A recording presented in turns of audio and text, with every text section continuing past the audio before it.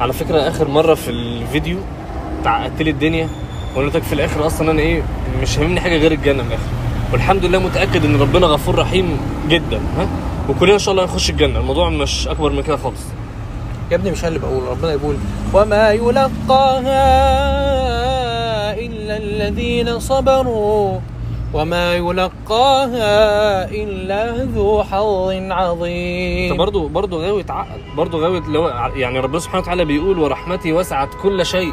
انت مشكلتك انك بتجيب الآية من النص. ازاي؟ انت قطعت حتة مهمة.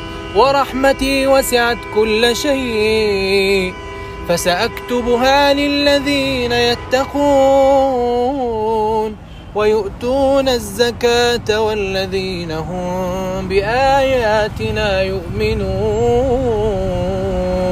يعني ايه؟ مش هنخش الجنة كلنا ولا ايه؟